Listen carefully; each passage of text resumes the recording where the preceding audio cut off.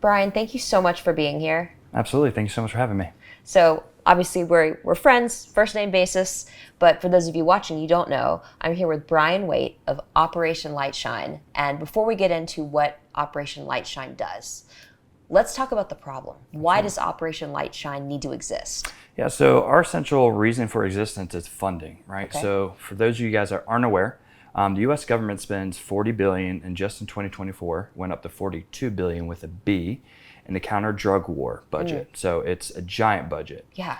When it comes to the counter exploitation and trafficking of children, the budget has been at and has not moved at 200 million with an M. So there is this giant disparity when it comes to the funding of the fight of exploitation and trafficking of children. And when we had these discussions trying to figure out what can we do as an organization or what can be done in general to move the needle in protecting our children, and what we continued to hear over and over and over was, we don't have the manpower, we don't have the technology, we don't have the resources. So we saw that as the gap that we want to stand in, go privately fundraise, and give these guys the essential resources they need to protect our kids. So we could talk a lot more about the problems. I'm on your site now. We'll make sure it's linked wherever you're watching this, operationlightshine.org. But you're helping to fight against CSAM, Yes, child ma'am. sexual abuse material. Some of you may have heard the term child pornography, which I hate that term because it's child sexual abuse material. Absolutely. But that's another Whole topic. different topic, Whole other yes. topic. You're also fighting sextortion. We know it's on the rise, unfortunately, heartbreaking. In fact, I was just talking to Nancy Grace yesterday morning about a case of a little boy in South Carolina, 13 years old, that died by suicide because of sextortionists. Trafficking, we know that that's on the rise, and we're actually filming here in Atlanta, which is a hotbed for it. So let's now talk about the solution. So I know that there's a problem with funding to fight the most horrific of issues that are happening to children. What solution does Operation Lightshine offer? Yeah, so our goal is to stand up independently funded task forces called INTERCEPT. Okay. And what INTERCEPT is a combination of state, local, and federal law enforcement agencies all come together under one roof with a sole focus of exploitation and trafficking of children. Because what we found with this budget of $42 billion is any of your most local departments, even in the smallest of towns, will have a narcotics team, right? They'll have a detective, they'll have forensics labs, they'll have a whole unit built around the fight against narcotics. But if you were to go ask them who their detective or investigator is in the fight against exploitation or trafficking, majority of them don't have one. And if they do, it is a person that's stuck in a corner who may just have a laptop that is working SVU cases, working narcotics cases, working all these other crime types, and cannot really solely focus on this issue. And that's why some of these rural counties have such a big problem with this, because they don't know how to handle it and they're not equipped to handle it. So the great thing is we have an amazing partnership with HSI, Homeland Security Investigations, who's, when it comes to government entities, there's a lot of them that focus on certain crime types, and they're good at all of them, but most of them have one that they're really well at. HSI is phenomenal when it comes to trafficking and exploitation. They're the leading department when it comes to it. So a lot of these agencies already lean on HSI or some of the local departments to do some of these resources that they need to do these investigations. So for us, it's leveraging that relationship, but really building upon it. So what we'll do is we normally will get a call from a local HSI office or a lead detective from a bigger department saying, hey, we have this issue. We already have this formulation of partnerships with some of our local team, but we're just not making a dent in it. What can we do and how can you help? And so what we'll do is we'll step in and go do a needs assessment. We'll see who the departments are they have relationships with, what already existing tech do they have. And then based off that list, what we'll do is go out and privately fundraise, stand up an INTERCEPT model there, and then we infuse it with the best technology, the best resources, and even sometimes, depending on what it is, we even will pay for salary replacements, because we understand that law enforcement have a giant issue when it comes to defunding it right now. And we don't want to be an even bigger burden on them. So our goal is to, hey, look, if that's what it's really going to take, let us step in. We're going to backfill that detective, let him come onto the task force, still part of your unit, still part of your team, but we're going to give him the freedom and the ability to just now focus on exploitation and trafficking. And so we'll back pay that salary. We'll pay for his vehicle if that's the case. We do anything we can for these locations to be efficient and give them the resources they need. Wow. Wow, so many questions in addition to just immense gratitude for what you're doing and the impact that you Yes, have. ma'am. Let's dig into some of the offerings of the INTERCEPT Task Force. So, from advanced technology, software, enterprise solutions, public and private partnerships, what are some of the that you can talk about? What are some of the things that Operation Lightshine has been able to do for these understaffed, underfunded entities? Absolutely. So the biggest thing is tech, right? In this crime type, it's not a hard evidence crime type, right? It's not knives. It's not these things that you pick up and you take back forensics. It's digital. It's a digital world that we're fighting. So it's cell phones, laptops, sometimes cars because of the devices are hooked up to it and they can store things on it. So for us, it's being able to step and provide the best tech, right? Because the people we're fighting against, they have the best. Yeah. These big groups that are in this crime type at certain times, they have the best technology. They know what to do and they're continuing to advance. Where our law enforcement are just stuck. Yeah. Some of them just have to be able to get what their budget approves, and most times, sometimes it's not even that great. So the biggest thing we've seen so far is the advancement of tech.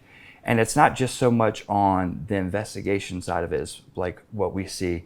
For us, we truly care about our law enforcement partners, right? And what people that don't know about CSAM and what don't understand about this crime type is they probably just hear about it and just think it's nothing. But what you don't understand is these investigators have to look at imagery and videos and audio of kids being, essentially brutally abused and raped. So, and a lot of times people hear this and they think it's 16, 17, 15-year-olds, which not that makes it better, but we're not talking about it. We're talking about sometimes prepubescent children. We're talking about babies. We're talking about 3-year-olds. We're talking about still in diapers.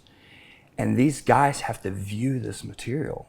And what we see is like, that takes a mental toll. Like we care about them. We want to give them longevity in this career. We don't want them to show up to work and be like, gosh, I got to go in this, do it again today. Some of them are even parents, right? So as a father myself, I can't even imagine. I mean, we have some talks, we hear about some cases. I already lose it hearing about it. I can't imagine looking at it. So for us, it's being able to give them this tech that kind of allows there to be a barrier, like a safeguard, right? So that they don't necessarily have to view everything anymore. They don't have to flip through thousands and thousands and thousands of images and videos. They now can utilize these resources, plug it up, let it auto-populate for itself, and then kind of turn it over and let certain investigators look at things. And we now have the ability to kind of blur things so you don't have to see the full image. They can view a face so that's, for us, it's being able to give that tech and continue to help them to give them longevity, not only for making processing of the investigations a lot quicker, but giving them longevity at the same time. Thank God. Yeah. That's one of the worst jobs on the planet and not something that you can do for a long time without major negative ramifications on your mental health. How long has Operation Lightshine existed? So we've been existing since about 2021. Okay. The idea came around 2020, 2021, and then we formulated 501c3, and we've been pushing forward ever since. So, what was the impetus?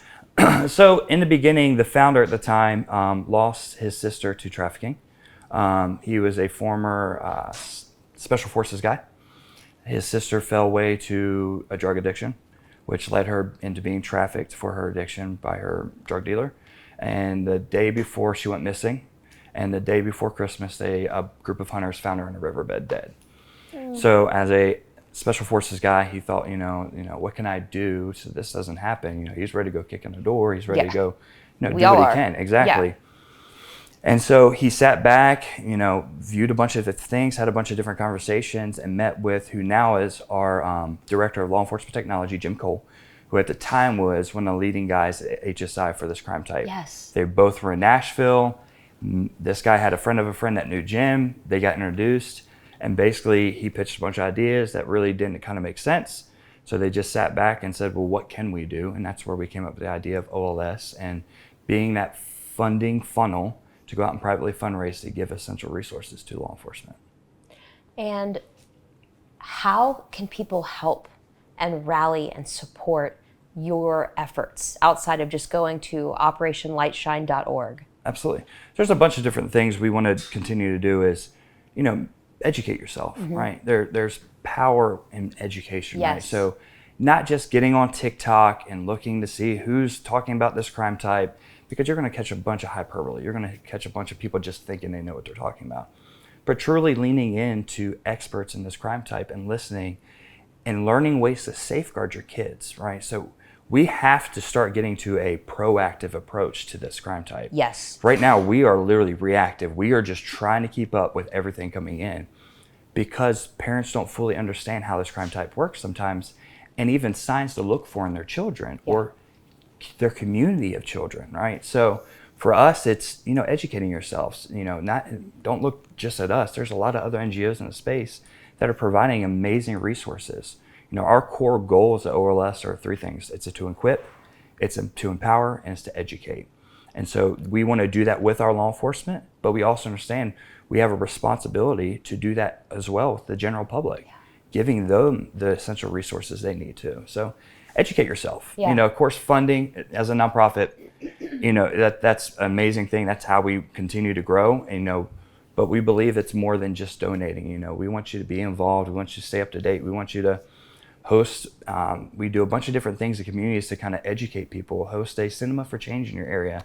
Rally around your local location too, if you have one in your area, to like, hey, look, these guys are doing amazing work, because you don't hear about this crime type a whole lot on the news. No. It's just because it's so nasty. It's such a weird thing. They don't want to talk about it, so you don't hear about it. So bringing people's awareness to what this crime type is. I mean, not to be incredibly cheesy, but I mean, I am.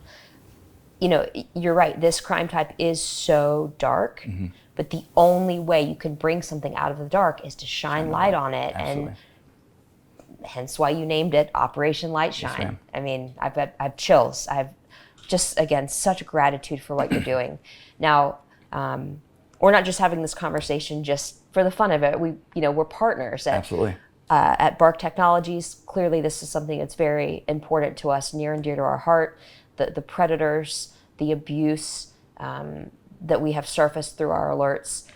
Can you speak to what drew you to Bark and why you wanted to partner with us? Absolutely. So for us, again, it's that empowering and equipping, right, with parents. In this digital age, it's almost irresponsible for a parent to go, well, the phone is the issue. It's the phone's fault that these kids are falling. Like, it's not the phone's fault, right? It's what the kid has access to through that device, and right? who has access to the children. So many times we say it all the time, and I'm sure other people do too. When you give a child a phone, you're not giving your child access to the world. You're giving the world access to your child. Yep.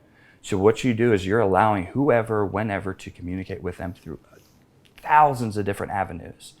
So for us, it's, again, we don't want to just sit here and point at an issue, right? What can we do to fix that issue? Yeah. What are some things that we can do as an organization to give essential resources to our parents? And that's why when it comes to this fight against sextortion and safeguarding through apps, it's Bark. I mean, we did a lot of research, looked at a few different companies, and for us, we talked to our law enforcement partners who had great things to say about Bark. We talked to the community people that have actually heard about and done some investigation. So we want to make sure that this isn't for us just another partnership. Like, we truly believe in what Bark is doing, and we want to do everything we can to help you guys as well, and to help our parents by enabling them with Bark technology, phones and apps and everything we can to safeguard their children. It's one thing to speak to the problem at large, but it's another thing to really make it relevant to people who think this will never happen to me, not my kid, not my family. Absolutely. So can you share some stats? Yeah, so the great thing about OLS is currently we have 5 locations. That is 1 in Maryland, 1 in Virginia, 1 in Tennessee, and 2 in Florida. So halfway through 2022, we brought on 3 new additional locations. So when I give this stat, I just want to make sure I preface, like, this was half a year with our full team. Okay. So in 2022 alone, we made 209 arrests. We had 125 indictments. We opened up 831 new investigations, which means it wasn't a reactive or a proactive or a reactive tip from NCMEC or anybody like that. And then we ID'd and rescued 127. So if you think about that, right, so that's 5 locations making this big of a difference and impact. And our teams are phenomenal at what they do. And that's where we want to continue to make people aware, like, we're a very small drop in this bucket when it comes to funding, when it comes to a team. Like, imagine what we could do if we actually had real funding, if the government actually cared and funded this thing properly. So we've had amazing results. And even to this year, just alone in our first quarter, we just actually finished our stats for it. And we've arrested 66 offenders, 47 indictments, 512 new investigations, and we've ID'd and rescued 45. And that's quarter one. And we think we're going to end the year just an amazing result. And we're looking to bring on new locations too. So, and that's a great thing about what we do is in our space, there's so many other nonprofits doing work. We're all doing amazing work. So this is not a knock on any of them by no means. But what makes OLS and INTERCEPT so much different, I feel, is it's tangible results, right? So if you know when you give to OLS that is going to your INTERCEPT location or to a INTERCEPT location, you're going to see tangible results because of that donation. You're going to see, look, we were able to identify and rescue kids. Like it's in the news. These are things happening. This isn't just made up numbers. Like we have it. It's there, and we're making an impact in this fight. So we've been very fortunate. Our teams, it's not about us, but we're at the end of the day, we're nothing. It's our law enforcement partners, and they have been doing some fantastic and amazing and hard work right now to make a difference. So. Wow. I am so thankful for you and your team's efforts. That's operationlightshine.org. Yes, ma'am. Anything else that you think we should cover? That's really it. We just, again, we're here to continue to just get the word out and continue to educate. So for us, again, just be aware, be vigilant, be a parent. Don't just try to pawn it off on a device or pawn it off to a room. Be involved in your kid's life. Yeah. I mean, we have a calling as parents to be that. So you just stay involved, stay up to date, follow us, reach out if there's any questions. If you need anything, you can reach out to us as well. We have great resources because of our law enforcement relationships. So we're just grateful for this time with you and the ability to partnership with BARC. So thank you guys. Bryan, so many parents make the mistake of giving their child an iPhone or an unprotected smartphone, a phone that doesn't have the BARC app, or they don't go with the BARC phone. Why is it so important, as somebody who doesn't work at BARC, for parents to give their child, safer tech? Yeah, it's not wanting to strip that child of a phone, right? We understand this digital age, it's the norm for a child to have a phone. And again, it's not about the phone, it's about what they can do through the phone. So for us, that BARC phone is a lifeline almost for a parent with their child, right? It allows them to see where they're at, allows them to only communicate with who they need to communicate with. So for us, it's being able to have that phone, but safe, right? It's putting barriers around your child to make sure that they stay protected. Because a lot of times they don't even know what they're doing, right? They're being coerced into certain conversations. They're being led thinking they're talking to somebody. So for us, BARC phones is just that essential resource for a parent to be able to give that child a sense of freedom to have their phone, but also know at the end of the day, they're protected with that phone as well. Boom. I did not pay him to say that. It's all him. What has been, one of the most powerful moments that you've experienced at your time at Operation Lightshine over the past few years? Like anything that you can share, that really moved you? Yeah, for us, it's hearing stories from our law enforcement partners of, we don't really see the investigations they deal with every day, but what we do see is their morale, their spirit, their willingness to open up now and kind of say, hey, look, before, and again, this is not a fault to any law enforcement partners, this is not a slam towards that, but they only have what they have, and they've only been able to do with what they've been given. So for us, it's kind of being able to hear the stories of our detectives, our analysts, the people actually in the crime type saying, because of this, because of OLS and INTERCEPT model, I have new life. I feel restored. I feel there's hope. I feel we're not just going to work every day and banging our heads against the wall going, why can we not keep up? Why can we not make a difference? And so for us, it's knowing that we're giving our law enforcement partners hope. That's really what we're here to do. And let them know that we're here. There's a lot of hate out there towards them. And we would just want them to know, like, as an org, we care about you. Yeah. We love you. We appreciate every single thing you do every day.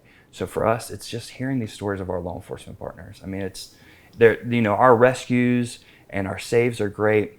We don't get a whole lot of details on them until they're released in the news because, our relationship with law enforcement. But those stories are great. But knowing that what we do at the end of the day is making an impact, not only in saving kids, but giving longevity to law enforcement in this fight, is just what makes my day. So that's one of the biggest things for me. One of the most shocking things I saw, I believe it was in 2020, before the pandemic. I was in Florida at a wonderful organization who works to fight this horrific crime. And they showed me in a real-time map of how many instances of child sexual abuse material had been detected across different IPs across the globe. And to see those little red dots popping up and just seeing how prevalent it was, Yes. that was the first time I had seen that and realized the depth of the problem. Yeah. And it's a lot. And I will never forget that. And there's so much more that we need to do. And my first question to them after I saw that was, why is there not a law enforcement official at every single door of the places where that is being housed? Absolutely. And they're like, there aren't enough trained law enforcement officials to be able to handle this. Yeah. There aren't enough. The problem is so great. There aren't enough people to handle it and then to process it. And there's so much evidence, and it's a very lengthy process. So the more that we as a society can support Operation Lightshine, law enforcement against these horrific crimes that are affecting our children, the better. Yeah, and the crazy part is probably that's almost like an open IP, right? So it's not even the dark web. Exactly. So these are guys that do not care. They are just in their living room on a normal computer, just basically Googling essentially these imagery. And that's the sad part. People don't understand how big it is. Not to get off on a tangent, but people always hear the words trafficking. It's such a buzzword. And people really don't even know what trafficking is. They view it as bad guy with a white van with a black trench coat, grabs your kid off the front porch, throws in the van, goes on a boat overseas to be sex trafficked. That's not the case. I mean, that's hardly ever the case. So for us, people don't understand, like, child sexual abuse material outweighs trafficking 1,000 to 1. Ooh. So, like, understanding the gravity of how big this fight is and how many people are doing. I mean, the U.S. is the #1 producer and consumer of child sexual abuse material. I mean, that's just the scary fact of where we're at as a society. So for us, it's just, we've got to do everything we can to get as much resources to this front line to make a difference, to save our kids.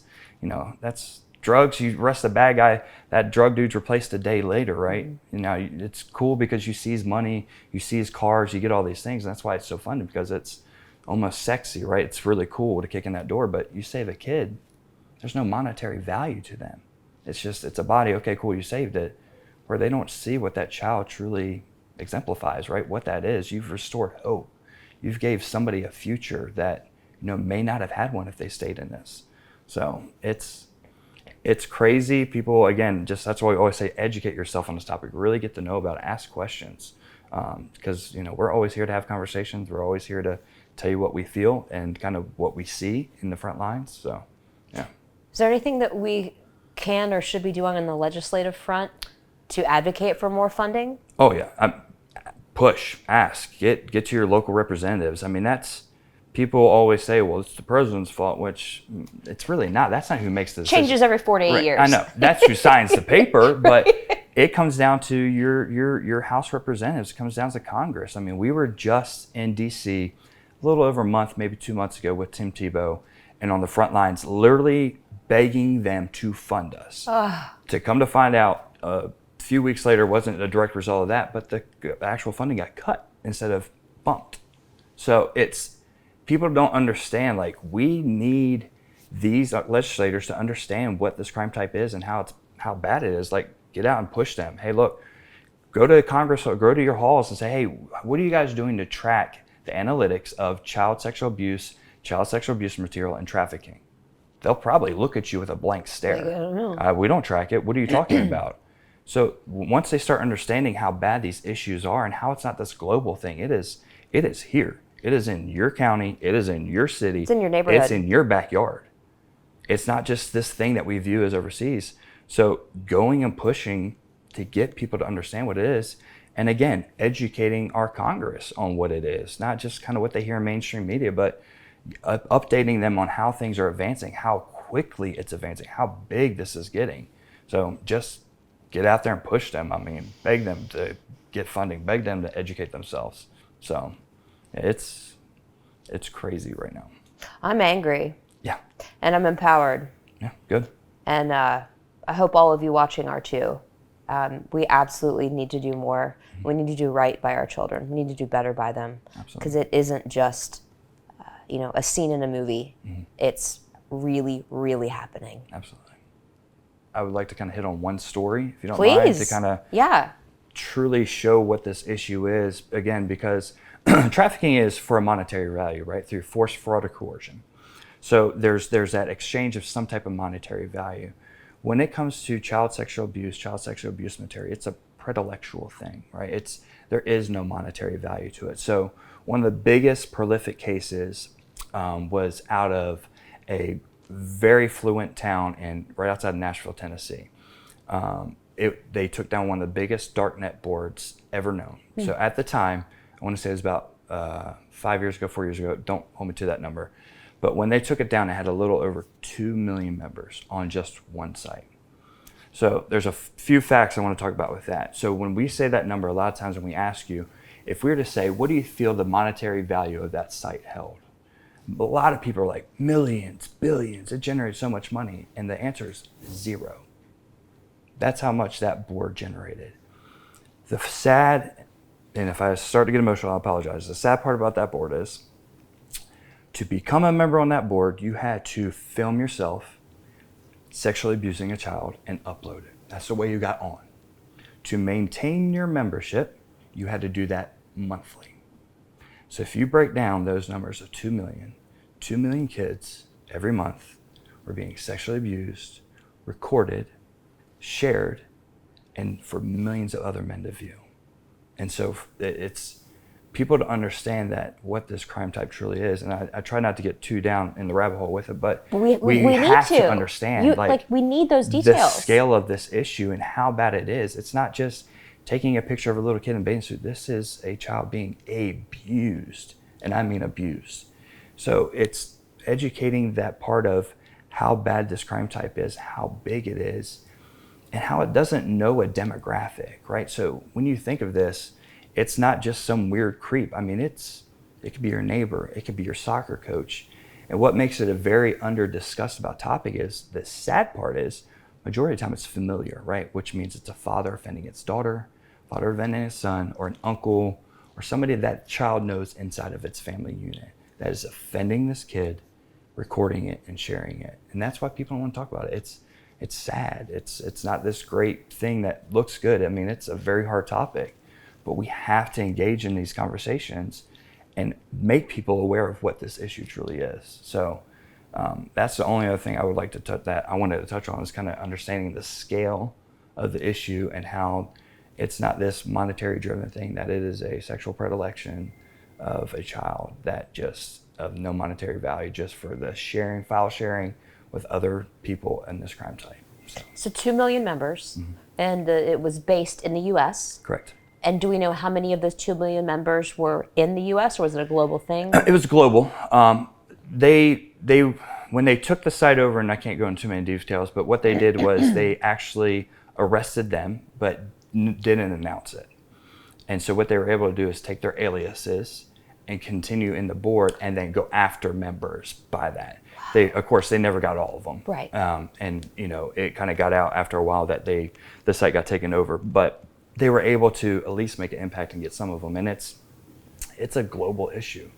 Again, there's so many nuances to CSAM, and what people don't understand is, as a guy here in the U.S., like I don't have to sexually, or I don't have to do hands-on offense. I can get on my computer on a dark website, basically Zoom with somebody overseas, pay them, type in what I want them to do, and they will literally live stream to me sexually abusing a child. And that's what we're dealing with. So. Okay. Please, please, please support operationlightshine.org. I can't think of a better place to send any discretionary income that you might have, because this issue is huge. It's not going away, and it's not getting enough attention. Thank you so much, Absolutely. Bryan. Thank you. Appreciate it.